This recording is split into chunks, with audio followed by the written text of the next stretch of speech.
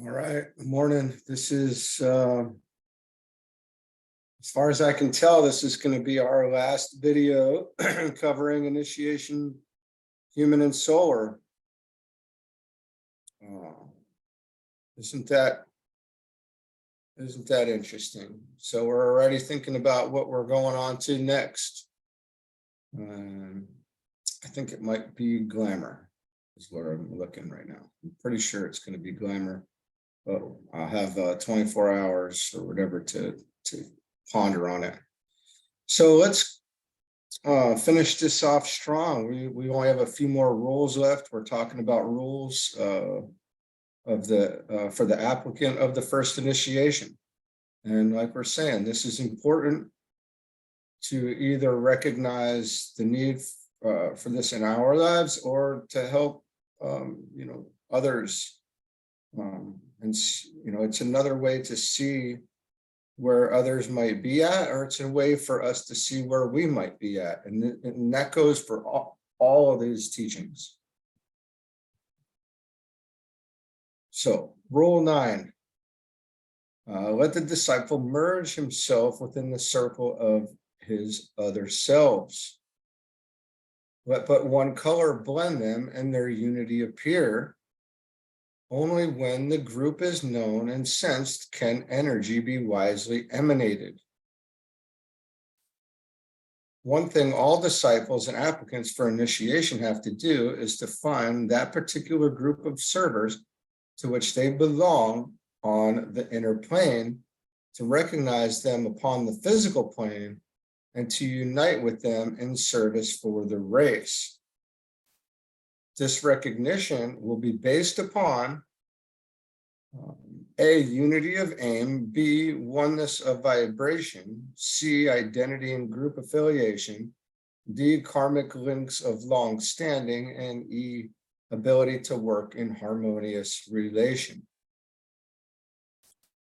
Superficially, this may appear one of the easiest of the rules, but in practice, it is not so. Mistakes are easily made, and the problem of working harmoniously in group alignment is not so simple as it may appear. Egoic vibration and relationship may exist, yet the outer personalities may not harmonize. It is the work, then, of the applicant to strengthen the grip of his ego upon his personality, so that the esoteric group relation may become possible upon the physical plane. He will do this by the disciplining of his own personality and not by the correction of his brothers. So we bring ourselves into conformity, not the other way around, because we're giving up our own personality as it is anyway. We're losing ourselves to the group. And that this process makes perfect sense there. Rule 10, it's more about being, so I'm going back. It's just so interesting because I have these thoughts on my way over to rule 10. You're being what they need, it's not you telling them what they need. It's you being more along the lines of what is needed. You become what is needed, as opposed to you bringing everyone else into the fold as you need them or see them. So there's a very real letting go there in that.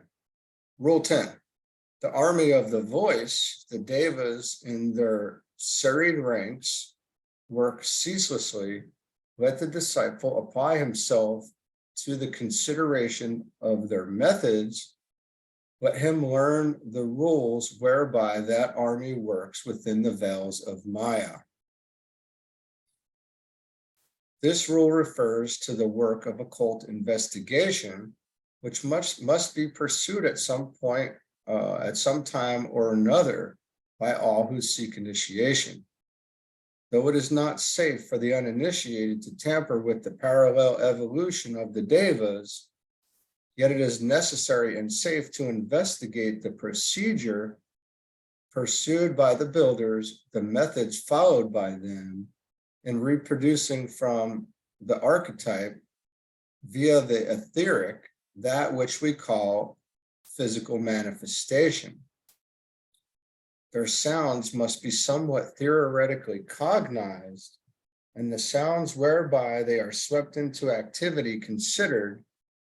This involves, therefore, the organized study by all applicants of 1, the purpose of sound; 2, the esoteric meaning of words, grammar, and of syntax; 3, the laws of vibration and of electricity; and many other subsidiary studies which concern themselves with the manifestation of divinity and consciousness through the medium of deva substance and the activity of the controlling devas.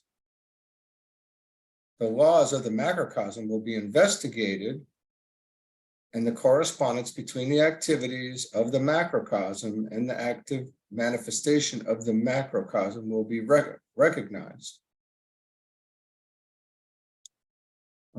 And they call, the devas are called the painters, if you hadn't heard this before.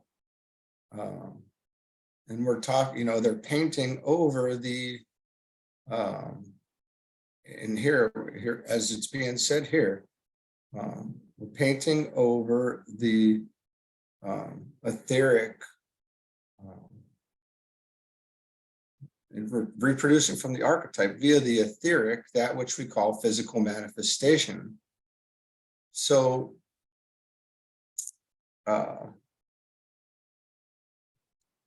this is a very interesting concept. If you can imagine,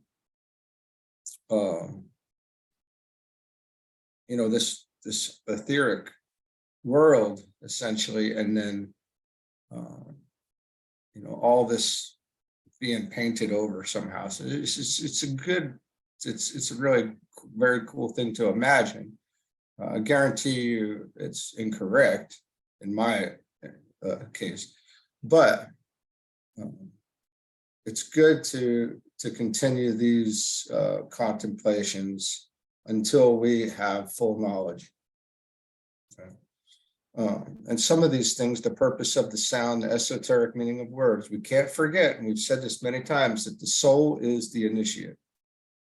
All right. So what we're seeing play out on the physical plane is a result of this. So, and we kind of discussed that in the rules, I want to say on Saturday, where because of the inner work, something here, we're drawn to something here. Because of the things that happen on the inner plane, something is happening here now. There's things already happened on inner planes that are working out here and coming about, and we see these things happening in different ways. I can imagine it would be by by being drawn to a teaching, by being drawn to a certain place, by a certain event, many of these types of things here. And it's when we become consciously aware of our life more, we can see the real deep meaning in everything that's happening. Because this is the result of, we're witnessing a result, I want to say, of many things, and in the eternal now. And it was told to me just yesterday by Carla. And if you haven't watched our videos on initiation, human and solar, I'm bringing them all over into our channel so they can be seen. Carla's an amazing woman, and she told me yesterday, the vibration of the environment, it by law essentially catches up to the vibration of the unit. So as you change, your vibration and environment is going to change as well. And think about the depth of that for a second.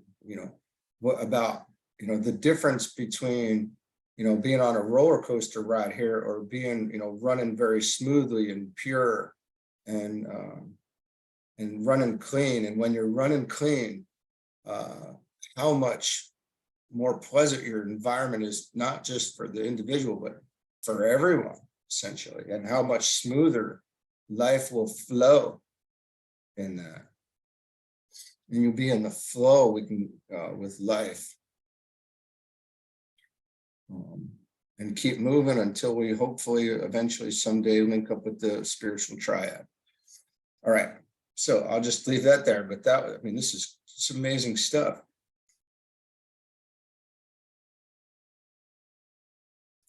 Rule 11.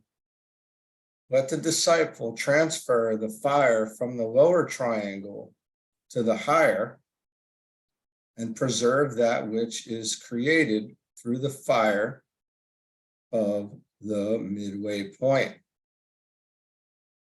Now this is going to be explained. So this means literally the control of the initiate of the sex impulse, as usually understood, and the transference of the fire, which now normally vitalizes the generative organs, to the throat, thus leading to creation upon the mental plane through the agency of mind. That which is to be created must then be nourished and sustained by the love energy of nature issuing from the heart center. The lower triangle referred to is the solar plexus, the base of the spine, and the generative organs, whilst the higher one is, as pointed out, the head, throat, and heart. Well, this is a pretty long rule here. So this might be interpreted by the superficial reader as an injunction to the celibate life and the pledging of the applicant to abstain from all physical manifestation of the sex impulse. This is not so. Many initiates have attained their objective when duly and wisely participating in the marriage relation. An initiate cultivates a peculiar attitude of mind wherein there is a recognition that all forms of manifestation are divine and that the physical plane is as much a form of divine expression as any of the higher planes. He realizes that the lowest manifestation of divinity must be under the conscious control of that indwelling divinity, and that all acts of every kind should be regulated by the endeavor to fulfill every duty and obligation, to control every action and deed, and to utilize the physical vehicle so that the group may be thereby benefited and aided in its spiritual progress and the law perfectly fulfilled. I'm going to keep reading because this is something that I'm certain is on many of our minds. It really was something that took me. This is one of the longest things I think it took. I had to work through, because there's energies flowing through us in a much more powerful way, and they want to be expressed. And if we aren't consciously aware of them, then we're being run by them, and we are off in la-la, in a kind of, essentially a perverted la-la land, with all due respect. That it may be advisable at certain stages for a man to perfect control along any particular line through a temporary abstention is not to be denied, but that is a means to an end and will be succeeded by stages when, the control having been gained, the man demonstrates perfectly through the medium of the physical body the attributes of divinity, and every center will be normally and wisely used, and thus race purposes and thus race purposes furthered. Oh, the race purposes are furthered, essentially. Initiates and masters in many cases marry and normally perform their duties as husbands, wives, and householders, but all is controlled and regulated by purpose and intention, and none is carried away by passion or desire. In the perfect man upon the physical plane, all the centers are under complete control, and their energy is legitimately used.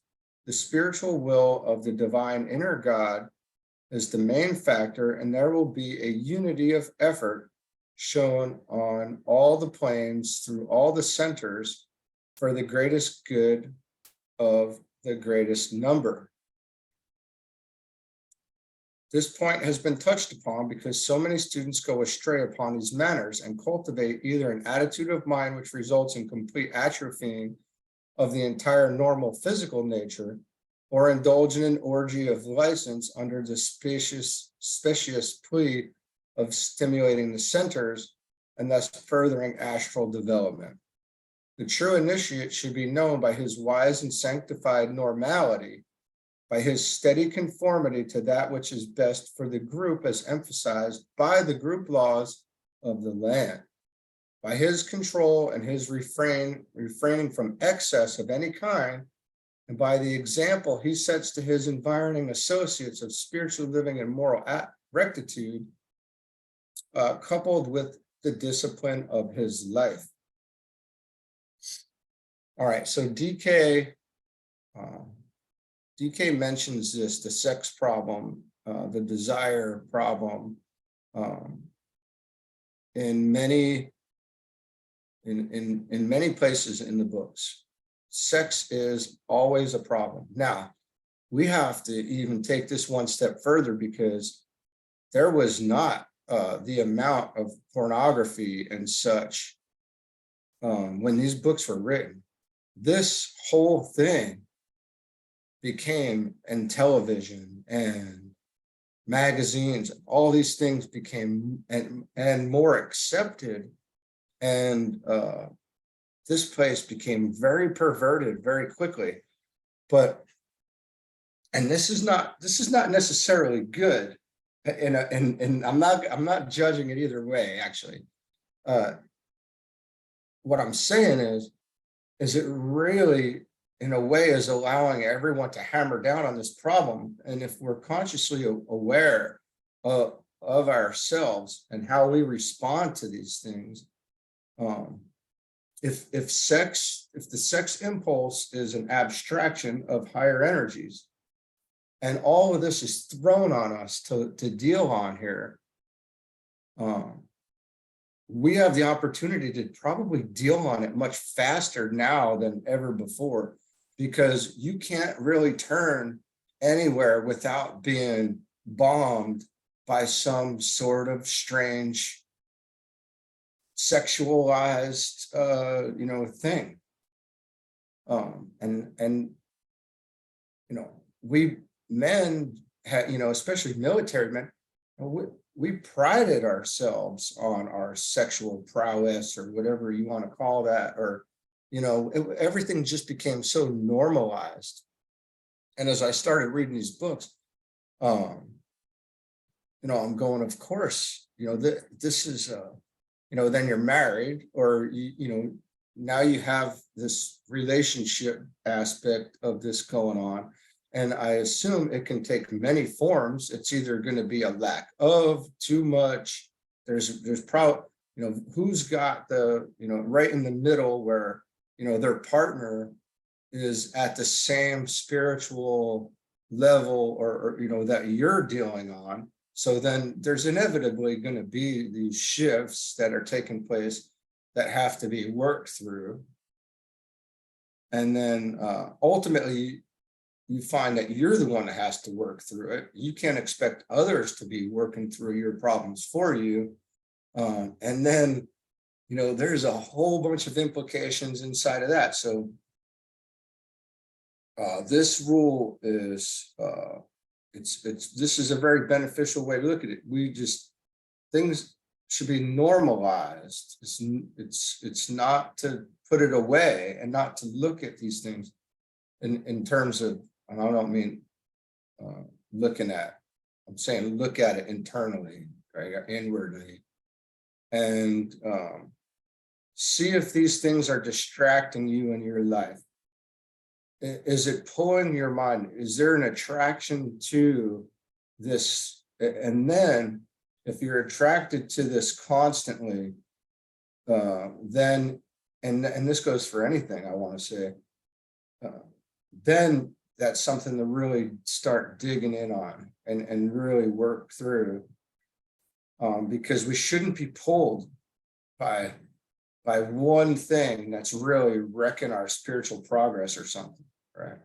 We need to let it all go and walk the middle path and not be pulled magnetically or magnetically attracted to really anything anymore, per se, that it doesn't involve normalized, equilibrized or balanced expression. This is a very interesting thing. It's something, this is not easy. It's not an easy thing. But like he says, and I think we all do this. We've all done it. We quit everything. You can quit everything fast from life. Prove to yourself that you can leave it all behind. And then the things that come back, that's something that, we have to work through.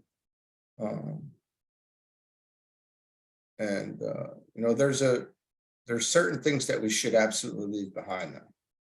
And we talked about them earlier, and that's really probably alcohol and drugs and such, right? We need to get rid of that. Those things are not a help.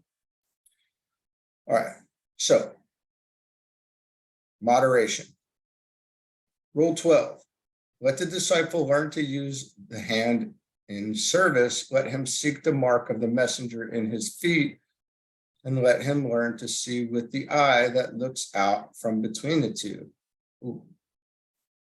This rule looks easy of interpretation upon the first reading and seems to enjoin upon the applicant the use of the hands in service, of the feet upon the hierarchical errands, and the development of clairvoyance. But the real meaning is much more esoteric. Occultly understood, the use of hands is the utilization of the chakras for centers in the palms of the hands in healing bodily ills, blessing and thus curing emotional ills. See raised in prayer, or the use of centers of the hands during meditation and manipulation of mental matter and currents.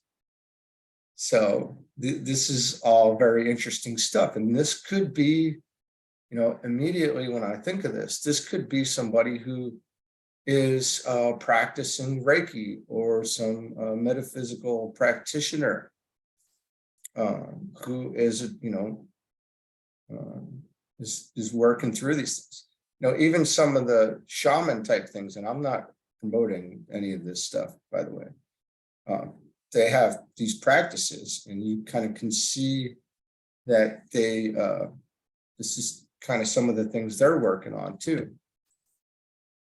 These 3 points will bear careful consideration, and much may be learned by Occidental students from the study of the life of Christ and the consideration of his methods in using his hands.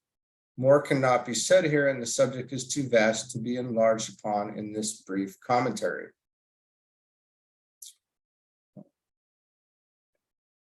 This is true, but real true healing does not come until later, I want to say. I mean, people can heal. This is not, I'm not saying that's not a thing.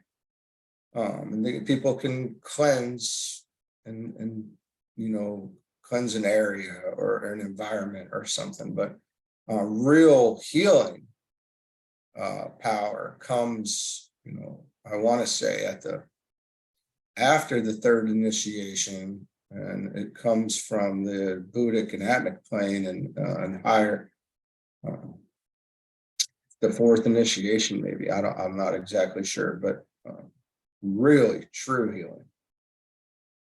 when you can see etherically at the issue at hand and work through it that way. But anyway, the mark of the messenger in the feet is a reference to that well-known symbol of the wings on the heels of Mercury.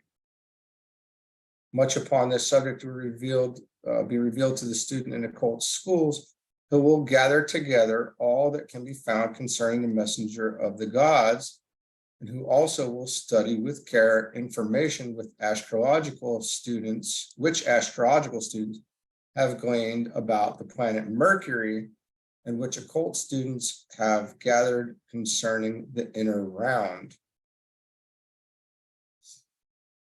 On the surface, the expression, the eye which looks out from between the two, seems to signify the third eye, which clairvoyants utilize, but the meaning is very much deeper than that and lies hidden in the following facts: that the inner vision is that which all self-conscious beings, from a logos to a man, are in the process of developing. That the ego, or higher self, is literally to the monad what the third eye is to man, and therefore is described as looking out from between the monad or spiritual self on one hand and the personal self on the other.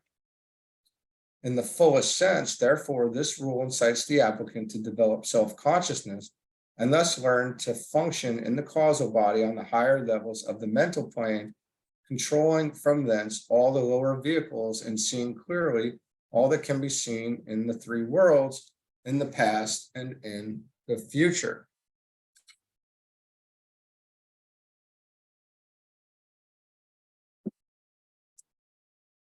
That's some incredible stuff there.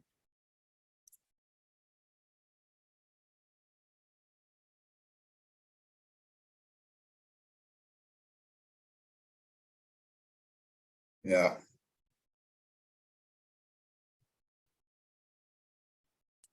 So this is unbelievable stuff here.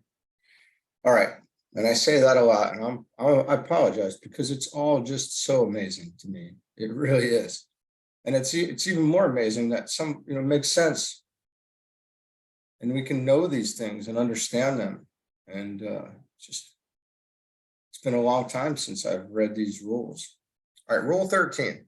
4 things the disciple must learn and comprehend before he can be shown that inmost mystery. First, the laws of that which radiates. The 5 meanings of magnetization make the second. The 5 meanings of magnetization make the second. The third is transmutation, or the secret lost of alchemy. And lastly, the letter of the word which has been imparted, or the hidden name egoic. This rule cannot be enlarged upon. It concerns mysteries and subjects too immense to be fully handled here.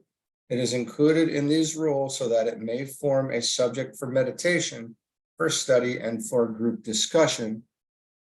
The final rule is very brief and consists of 5 words.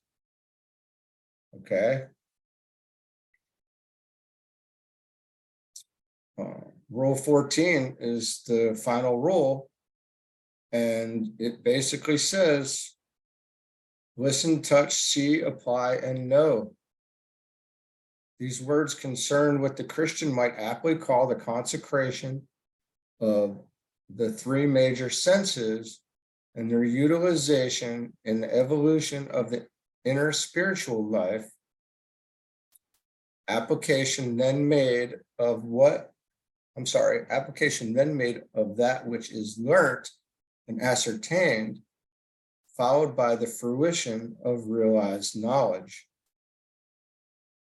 Right. Listen, touch, see, apply, and know. These words concern the consecration of 3 major senses and their utilization in the evolution of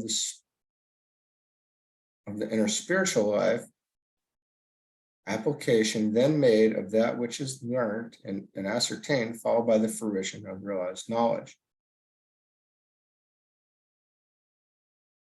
essentially we need to, to get past the first initiation, I want to say we have to experience every vibration that is available on the physical plane. And then once all those vibrations are held within the causal body, we can move through the door of initiation and move on to working on the second initiation.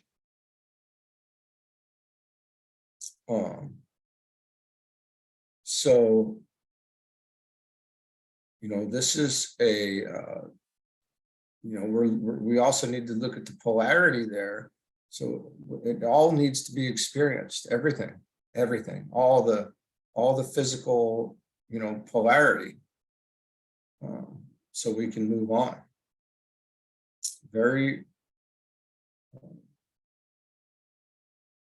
It's all about vibration. The door of initiation is magnetized. You can look at it like a magnet with the same sides facing each other that creates that kind of that void in the middle, and that's where we have to get through. And each door is magnetized to a very specific point. And if we, if our vibration is off, you cannot pass through it. Even if the door is wide open, you will be repulsed. So these are, this is very, very deep, energetic stuff that we're talking about. All right, so those are the rules of,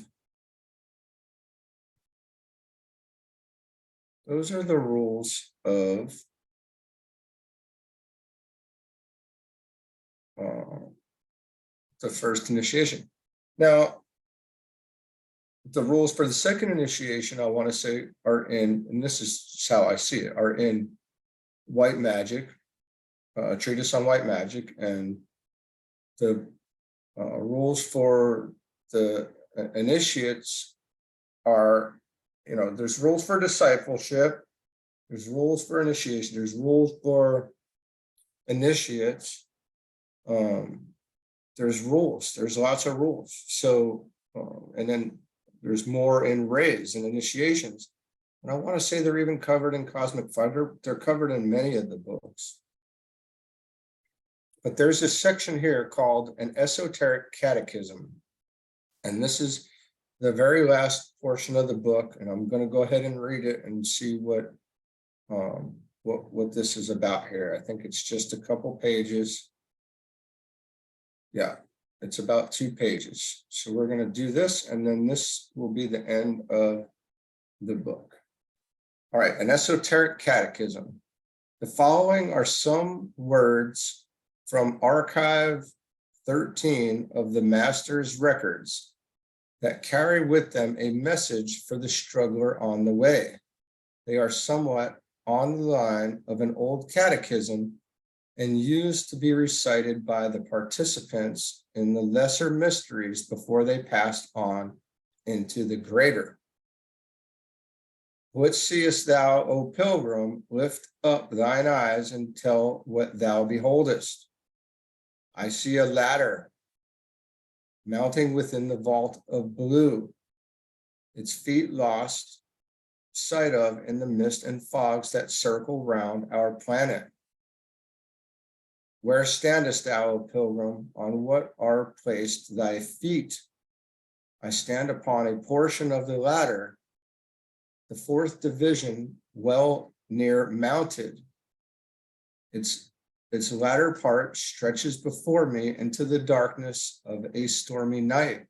Beyond that sphere of utter gloom, I see the ladder rise again, radiant and glowing in its 5th division. What marks those portions which you thus describe as separated from another part? Do not all form but one completed ladder of clearly marked proportions? Always a gap appeareth to the eye, which when approached more closely resolveth then itself into a cross, by which one mounteth to the next division. What causeth then the cross? How mount you by its aid? The cross is formed by aspirations, instilled by godlike urge, which cut athwart the lower world desires implanted by the life developed from below. Explain more clearly what you mean and how that cross becomes the way. The arms that form the cross become the great dividing line placed twixt the lower and the higher. Upon those arms, the hands are nailed. The hands that grasp and hold, ministering to the lower needs, trained thus through many aeons. Lo, when the hands are helpless held and cannot grasp and hold, the inner life slips from its sheath, mounting the limb upright. It passes from the lower forth, and the cross doth bridge the gap. Pass they with ease that mount that limb, pass they with ease that mount that limb, and leave the fourth behind? Question mark. They pass through tears, through clouds and mist, they suffer and they die. They bid adieu to all earth's friends, they mount the way alone, they bridge the gap with loving deeds done in the pain of living. They lift one hand aloft to him who standeth just above. They lean one downward to the man who standeth next below. The hands, freed from the transverse arms, are freed but to be held. Only the empty nail-marked hands can keep the chain complete. Where ends the ladder's length? What point of gloom is pierced by it, and what projects its end? It cuts the crystallizing fear with all its myriad forms. It pierces through the watery plain, washed by the swirling tides. It passes through the nethermost hell, down into densest Maya, and ends within the latent fire, the molten lake of fiercest burning, touching the denizens of fire, the Agnachetans of the scarlet heat. Where mounts the ladder's length? Where is its consummation? It mounteth through the radiant spheres, through all their 6 divisions. It rises to the mighty seat within the final fifth, and passes from that mighty seat to yet another greater. Who sits upon that mighty seat within the final fifth? He with the name we mention not, save in utter adoration, the youth of endless summers, and the light of life itself, the wondrous one, the ancient one, Lord of Venusian love, the great Kumara with the flaming sword, the peace of all the earth. Sits he alone, this wondrous one, upon his sapphire throne. He sits alone, yet close upon the rainbow steps, there stand 3 other lords, garnering the product of their work and sacrificing all their gain to aid the Lord of love. Are they assisted in their work? Do other ones of greater powers than ours stand too upon the ladder? These mighty 4, action and love, in wise cooperation, work with their brothers of a lesser degree, and the 3 great lords we know, who aid these mighty lords who carry on their work, linking the lower with the higher, question mark. The brothers of egoic love, in all their many grades, they stay within the final fifth till it absorbeth all the fourth. Where mounts the ladder then? To the greatest Lord of all, before whom even that ancient one bends in obeisance, lo, before whose throne of effulgent light angels of the highest rank, masters and lords of uttermost compassion, prostrate themselves and humbly bend, awaiting the word to rise. When sounds that word, When sounds that word, and what transpires when it echoes through the spheres? ? That word sounds not till all is done, until the Lord of endless love deemeth the work correct. He uttereth then a lesser word that vibrate through the scheme. The greater Lord of cosmic love, hearing the circling sound, addeth completion to the chord and breatheth forth the whole. What will be seen, O pilgrim, on the way when sounds that final chord? The music of the endless spheres, the merging of the seventh, the end of tears, of sin, of strife, the shattering of forms, the finish of the ladder, the blending in the all, completion of the circling spheres, and their entry into peace. What part, O pilgrim, on the way play you within this scheme? How will you enter into peace? How stand before your Lord? I play my part with stern resolve, with earnest aspiration. I look above, I help below, I dream not, nor I rest. I toil, I serve, I reap, I pray. I am the cross, I am the way. I tread upon the work I do. I mount upon my slain self, I kill desire, and I strive, forgetting all reward. I forego peace, I forfeit rest, and then the stress of pain, I lose myself and find myself and enter into peace. All right, well, that, my friends, is the end, and that we will see that you'll end up seeing that again, that last part there. And there's other, it reminds me of the some of the other books, and these things have come up probably many times before, and we'll see them again and again. But this has been a great study.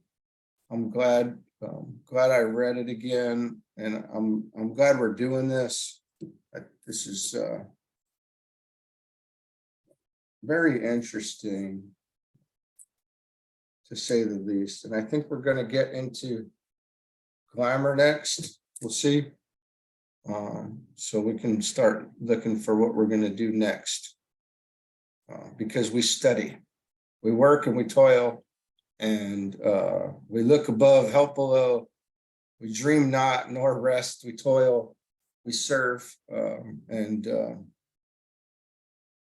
we build this this pattern in our lives where we're doing this, and it becomes part of us, and we're focused on the most important aspect of this life, and that's becoming consciously aware of as much as we can. And the more we do that, the more power we have to help others, right? So this is what we do.